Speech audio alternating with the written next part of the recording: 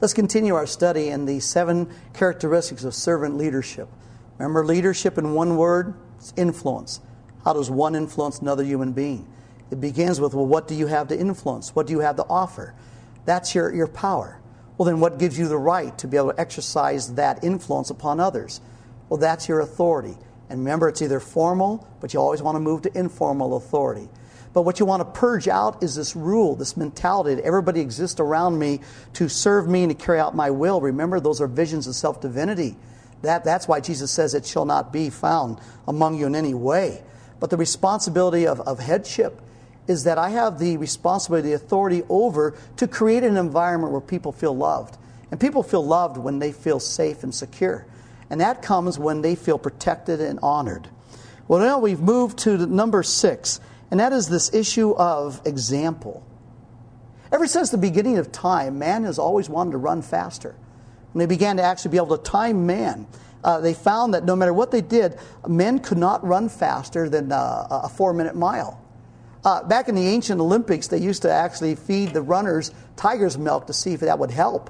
Didn't really help much, but then they would release the tigers to chase them. That seemed to help a little bit more, and they would run a little quicker. But the reality is that for some reason they weren't sure if it was the bone structure of the human body or the resistance of air or whatever it was. Whatever reason, a man could never run a mile faster than 4 minutes. That is until I was 5 years of age. Not that I did it, but May 6, 1954, a young British runner at Oxford named Roger Bannister, and he ran this thing, and what's fascinating is that he ran it in 3 minutes and 59.4 seconds. Well, the world went crazy. Hundreds and hundreds of years, no one could run the mile quicker than 4 minutes, and he runs this thing in 3 minutes, 59.4 seconds. But what's interesting to me was not the fact he broke the 4-minute mile back in 1954 there at Oxford. What's interesting is what happened the next year.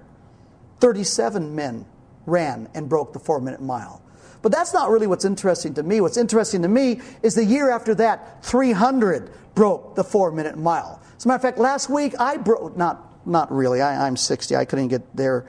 But the point is that what man sees man do, man does. You know what I'm saying here? When we see that someone else can do something, then we do it. Don't ever play down the influence of example. Probably the most powerful term in any sense of influencing, if that's the essence of leadership, this is a real key to leadership. You have actually 3 different words in the New Testament talking about this, leading by example. For example, Paul uses the word mimetes when he says, now, imitate me as I imitate Christ. Mimetes, of course, we get the word mimic, to mimic. It means to trace your behavior after another. Peter likes using the word tupos. Tupos spoke of an imprint, when you would have basically wood, or you have clay, and then you would have either stone or wood, and then you would put an imprint. That imprint, whatever was left, was called a tupos, like a type, like a typewriter, if you remember what that was.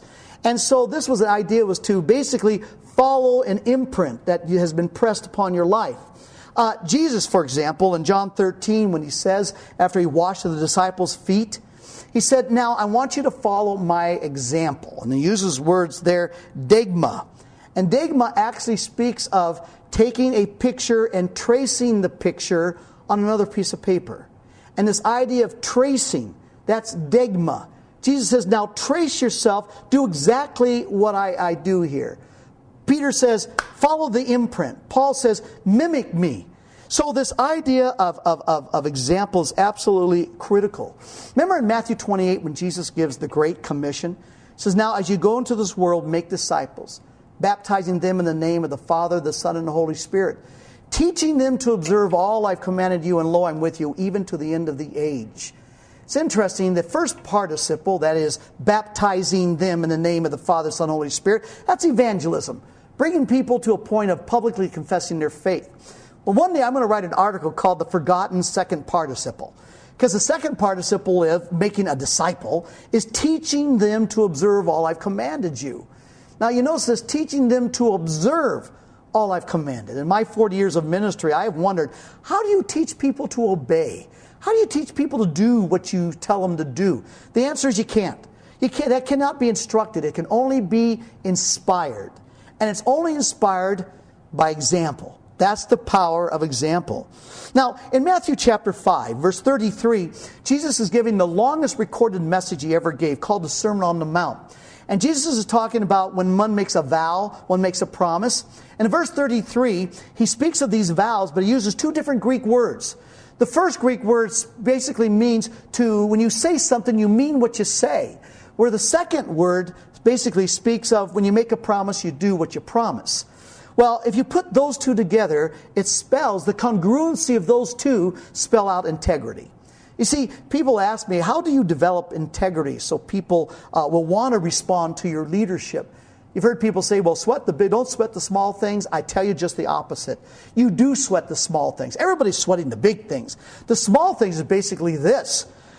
You mean what you say, you do what you promise. You mean what you say, you do what you promise. Because as you do that every time, and when you blow it, and you don't mean what you say, or you didn't do what you promised, then you ask forgiveness. You make a big deal out of it. Because in so doing it, you preserve your integrity. Because integrity is basically you mean what you say, you do what you promise. If that is the essence of who you are, and you have integrity, and your life is that example, then you're going to find that's going to be a powerful influence to the people around you and the people you're trying to influence. Because remember, influence is the essence of leadership.